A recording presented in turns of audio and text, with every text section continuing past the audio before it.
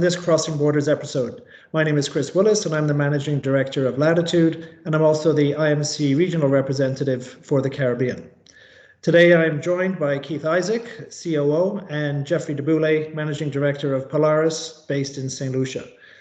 We're going to discuss their opinion piece that was published in the Investment Migration Yearbook entitled, Must Peter Pay for Putin?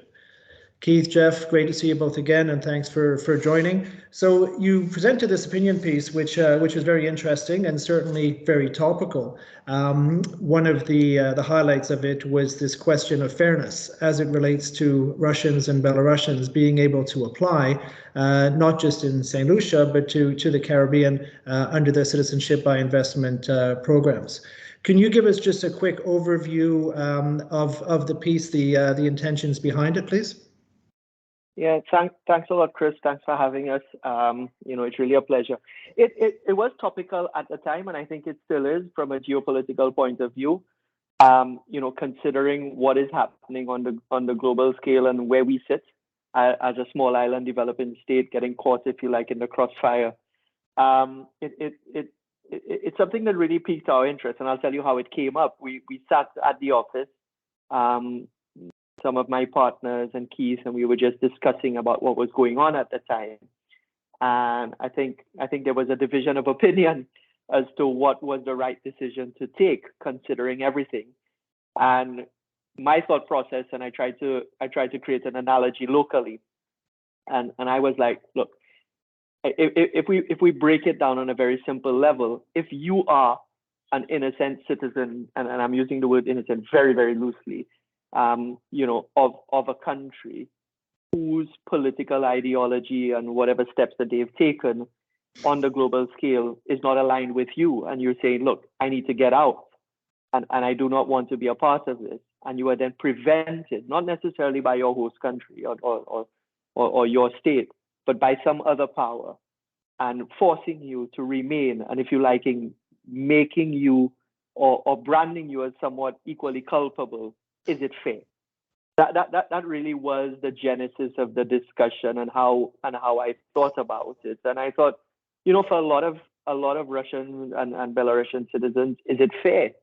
And then by extension, is it fair to us who, don't necessarily participate at that level on the world political stage to be caught in the crossfire as a small island developing state with our own economic issues looming large over us. So that was really the thinking behind the article and what brought it to the fore, and tried to place ourselves as best as we could in that position and discuss it. And I said, not on a practical level, because again, we can have that discussion a little later, but more on a theoretical, geopolitical plane, talking about generally the fairness. Mm-hmm. Yeah, no, understood. And obviously it's very difficult times, with the conflict still ongoing. And, not everybody is, guilty by association just because of their nationality, right, and the place of their birth. To give some context, Keith, can you, what percentage of applications to the St. Lucian CBI program would you say come from Russia and Belarus? Thank you, Chris. I would say that pre the ban of Russian nationals on applying to St. Lucia CBI, the jurisdiction's impact was quite significant. So at one point, actually, Russia was the #2 jurisdiction for applications to St. Lucia CBI. And the total value of that was well in excess of $2 million US. And at that time, the CBI program was still developing, so that was a substantial amount of money. So the impact of Russian nationals to St. Lucia CBI, and by extension, its economic contribution to St. Lucia's economy, was definitely a substantial one. Okay, so that would certainly warrant raising attention to this matter, because of this the significant percentage, let's say, of the source countries being a key source country for St. Lucia. So let's look at the context of the ongoing discussions between the 5 CBI countries and the United States. We're very familiar with the 6 principles that were agreed following their meetings in St. Kitts earlier this year, and do you see clearly there's a need for harmonization across the 5. So do you think trying to either break away or be that rogue nation who's saying, look, we need to have Russians and Belarusians, do you appreciate that it's important to play with a bigger group and have that harmonization as not to be to the detriment of the programs in general? So, for example, insisting on Russians and Belarusians could impact relations with the United States, the United Kingdom, and the European Union. So, how would you see those discussions sort of superseding the need to have Russians or Belarusians being able to apply to St. Lucia? So, Chris, this is where the practical component comes into play, and if there is any even just a cursory understanding of economically where the region sits and how we earn a living, you would see that there is no question as to what you need to do. I'll talk about it from the St. Lucia context, and it's equally applicable up the island. So in St. Lucia, I believe our tourism contribution to GDP is in excess of 70%. Of that, in excess of 50% is contributed by Americans. So that should answer every single question in that regard. It goes back to something I heard a long time ago. It's the application of the golden rule. He who has the gold makes the rules. And it is just a reality that we cannot avoid. I wish we were far more independent, so to speak, economically, but we aren't. And so the reality is that whether or not we believe it's fair, we just have to make a certain decision that aligns with the welfare of our continued sustainability as an economy generally. And that's really just a short answer. I don't know if Keith has a different turn or on that point. Well, not particularly. I think, like you said, there's definitely a practical aspect to all of this. We can't act in a silo and, just champion this cause without thinking of the actual implications of it. I think similarly to what Geoffrey said in regard to the golden rule, I think someone once told me that principle can be expensive sometimes, and if you're willing to cash that check and pay that price, then fair enough. But if you're not in a position sometimes, you need to fall in line and realize that, hey, there are wider implications. I think that what would be good is that if collectively we as a region could discuss this issue and discuss this issue with the powers that may be, because Russian nationals, our CBI also, and our sovereignty, I think these things are important. We need to be able to decide, hey, who can become a St. Lucian citizen? That should be left up to St. Lucia for the most part. And I think together we have a much stronger voice, but I do realize that practically speaking, small Caribbean developing states, we don't want to upset the US. We don't want to upset the EU, the UK. Politically, there's already a lot of, back and forth regarding CBI that we just don't need to stir the pot, so to speak. So it's very clear why these discussions haven't happened and why the islands have decided, look, we're just going to ban this outright. And it's been over a year and there's not been a change in policy. Yeah, agreed. And you talk about wider implications, and of course, the corresponding banking relationships, through the United States. What's your view on how those could be affected should the door open again for Russians or Belarusians? I think that is one of the bigger picture items. I've alluded to one a little earlier, talking about the mainstays of our economy. but quite apart from that, and even on a larger basis, is the threat of the de-risking. Mhm. That is the biggest threat. If you cut out of the global banking system, it'll be impossible for you to continue to survive. And for us, that is really the big ticket item.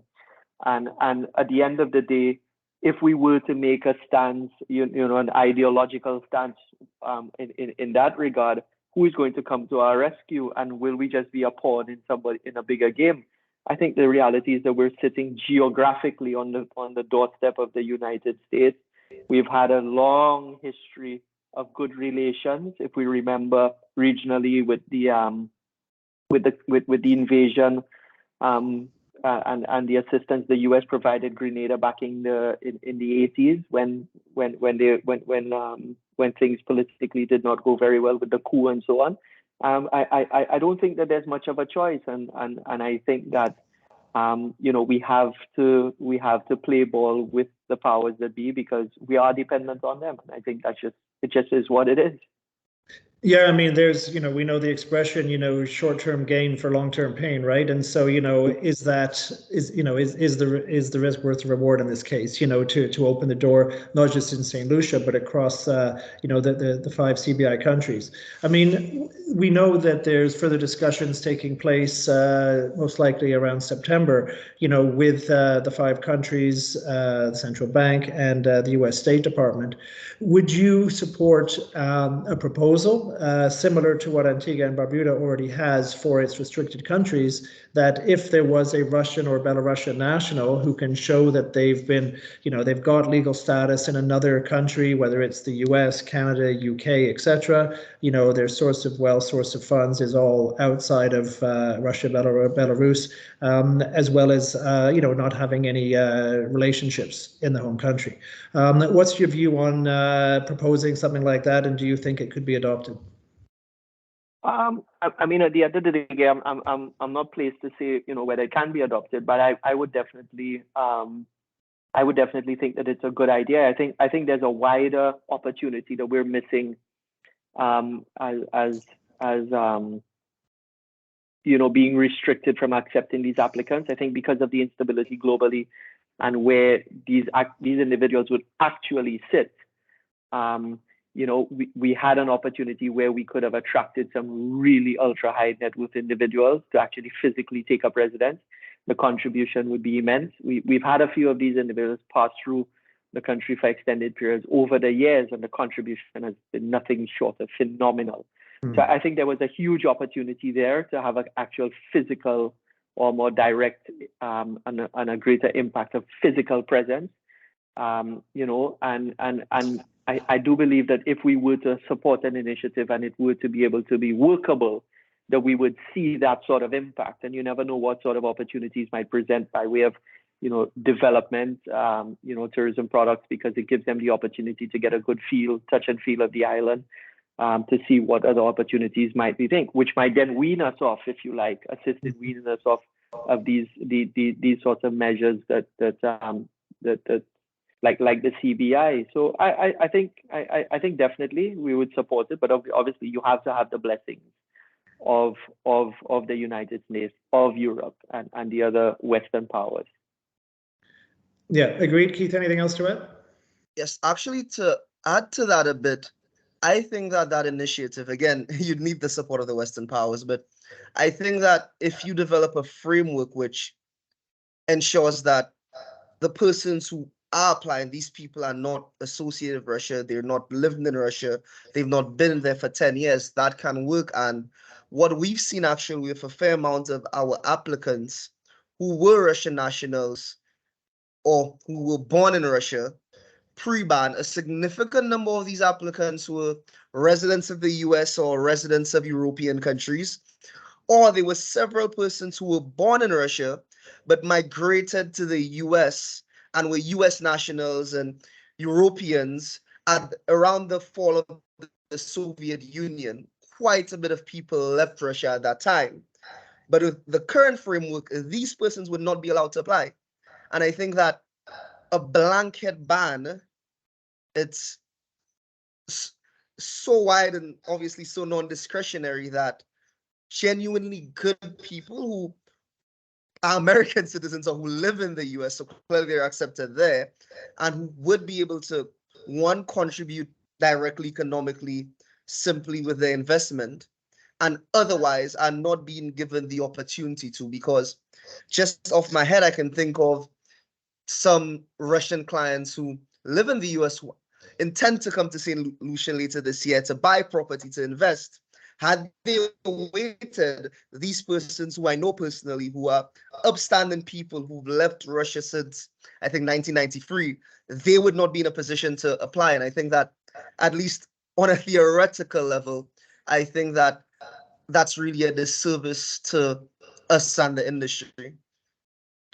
Yeah, understood. I mean, it is, as you say, there are many good people who have been, brought into this this pool of people who are who are ineligible, and whether it's fair or not to be debated, but the reality is, and to Jeff's earlier points on the geopolitical situation, it is the reality of what we're facing with, and what are the larger repercussions, should you open the door on this. Because we spoke in your opinion piece, you talk about the due diligence that takes place in St. Lucia, and similar with the other CBI countries, is that there's a very prescribed and robust due diligence process. Now, of course, trying to get verifiable due diligence out of Russia or Belarus or even Ukraine at the moment is a challenge. So although we can point to the due diligence, do you feel that's an area that still needs to be resolved before Russians and Belarusians could apply again? Go ahead, Keith. So I would say that definitely so. I think there are some practicalities which need to be discussed. Like you said, right now it would be extremely difficult to conduct due diligence in Russia or Belarus. I know that at least in St. Lucia, Ukrainians can still apply. Mm-hmm. So the government is obviously comfortable if their due diligence providers for that country. I think that at the end of the day, due diligence is extremely important.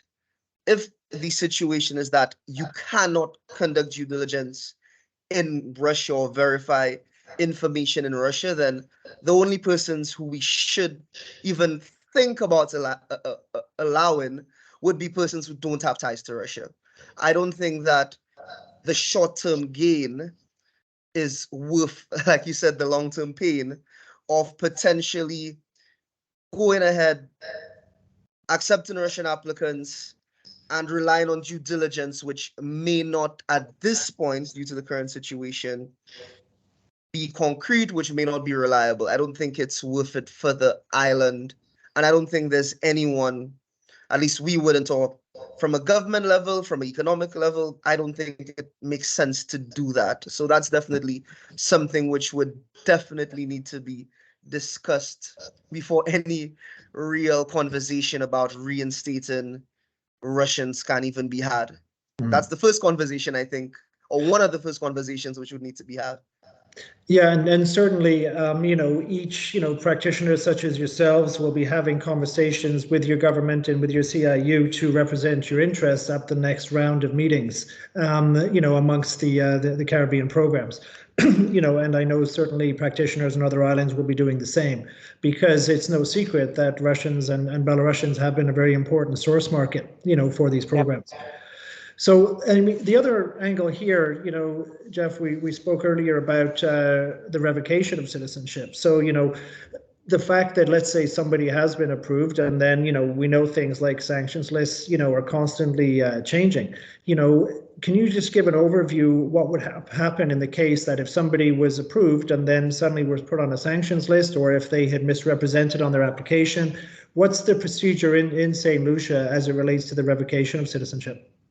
Yeah, Keith is probably best to answer that. We've actually been gone in the recent past. We've had to deal with an appeal, and so Keith has had some extensive experience in that regard. Keith, I don't know if you want to chime in here.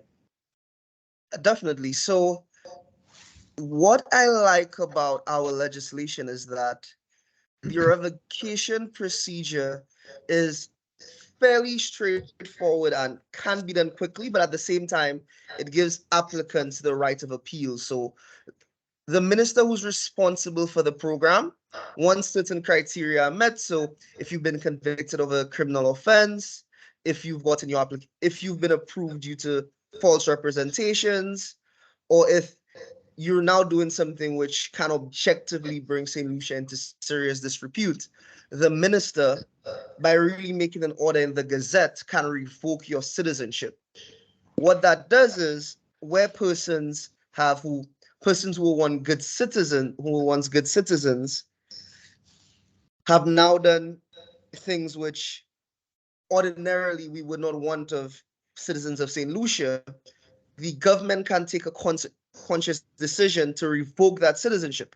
That person has a right to appeal to an independent court, which in our court has been around for over 50 years. So it's an impartial court with a long history, and that court actually governs the entire OECS, which is all the countries which have CBI programs. So I think that's definitely a good safeguard, and it's obviously a provision which would be very sparingly used, because you don't want a situation where persons feel like their citizenship can be put in jeopardy for very trivial things. But I know that last year, 2 citizenships were revoked as some persons were convicted of fraud and other serious offenses. And to my knowledge, these people did not appeal the decision. Largely, I would think because they realized that, look, there's no chance of winning that appeal, and they knew that what they had done made them no longer fit to be St. Lucian citizens. So I think that I quite like our provisions on revocation. I think that in practicality, it does actually work, and it has worked in the past. Yeah, I mean, having all the necessary checks and balances, of course, are critical to the success and sustainability of any of these programs, right? So, it can give some confidence and peace of mind knowing that they do exist. But of course, the last thing you want to do is open a door that you're having all these, revocations and then, potentially subsequent legal challenges and all of that. So it's a very fine line for sure. So we're getting close to the end of our time here, but I do want to ask you, if you were, I know you wrote the article or the opinion piece several months ago. I mean, if you were to write it today, would the content of it change much, or would it be very similar? I don't think so. I think we would hold true to the underpinning of the article. I think the opinion remains. As I said, it's a balance between the theoretical political perspectives as well as the practical, which is where I think most times when you enter into the political sphere and you start talking about these things, it comes back down to the balance. I don't think it'll change. I think that we don't have a choice. But if I were in the shoes of the US, I don't know how much choice that they have either. They have to make a stand. When we talk about what is workable, yes, theoretically we can say, you can weed out these people and not so. But when you start to talk about what the numbers are relative to what the US would probably have to invest in ensuring that the right people get through and the wrong people don't get through, it's probably, again, not workable, not practical. So I understand it from both perspectives. We're just, again, caught in the crossfire. And I think it's really always a difficult space to be in, sitting at the doorstep of the US and still, struggling to make a living, so to speak.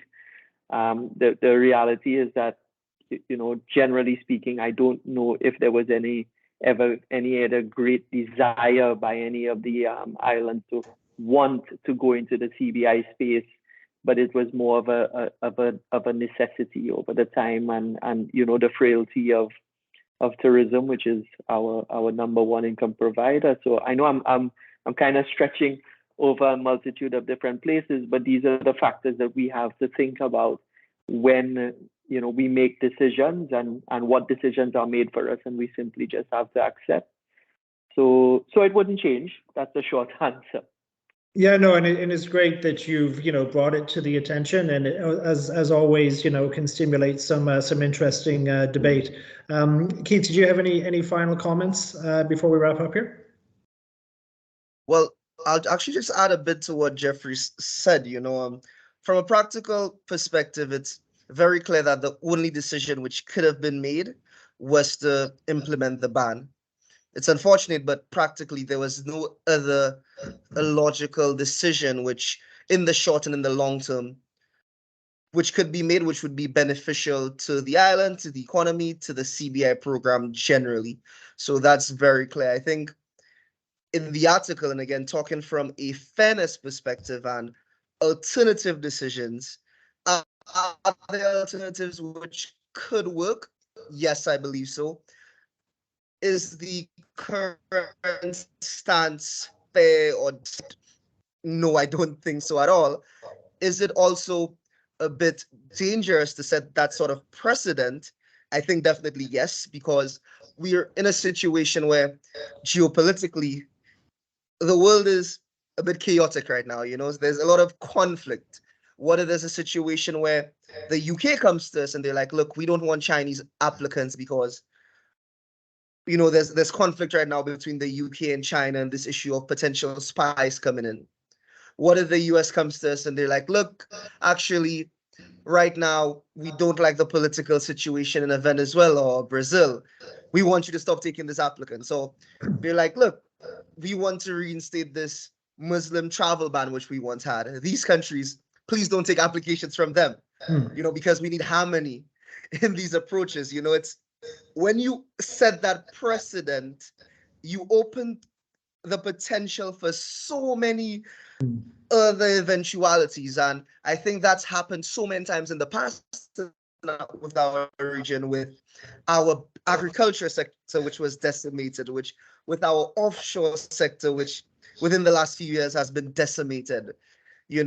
I think that's theoretically and practically, obviously, an extreme concern going forward. So I think from these perspectives, definitely there's a lot of discussion to be had, but from a practical perspective right now, there was really nothing the government could do. And I'm sure that St. Lucia and every other island, if there was an alternative, we would see Russian and Belarusian persons being allowed. I don't think St. Lucia has any real vested interest in the war, neither does the rest of the Caribbean. We're small island developing states. It's not our battle by any means, but from a practical perspective, we just need to do what we need to do. But it's not fair, and it is very scary, to say the least. Yeah, no, understood. I mean, I take your point about sort of opening Pandora's box, if you like. Where does it stop, right? And of course, that goes back to the importance of due diligence and keeping in mind that using the Joint Regional Communication Center, they're the US, UK, Canada, Schengen, European Union can opine, if they have genuine concerns about any of these persons who are applying. So, point well taken, well noted, and let's just see how it pans out. I think we're all very interested to see how the discussions evolve, in the fall, with the CBI countries and the United States, and no doubt you'll be lobbying your government as well, to promote the best interests of St. Lucia. So I'll wrap up here just to summarize. The opinion piece is Must Peter Pay for Putin, written by Geoffrey DuBoulay and Keith Isaac from Polaris, based in St. Lucia. And thank you, gentlemen, for joining me today. As we wrap up here, the article was in the Investment Migration Yearbook, and I would invite everybody to please subscribe to the Investment Migration Council YouTube and Spotify channels, and also to follow the IMC on their social media. And so you're up to date with all the latest news from the investment migration industry. So thank you very much, and we'll speak to you again soon. Thanks a lot, Chris, and to the IMC, keep up the good work. Thank you very much, Chris. Pleasure. Okay, guys. Cheers, guys.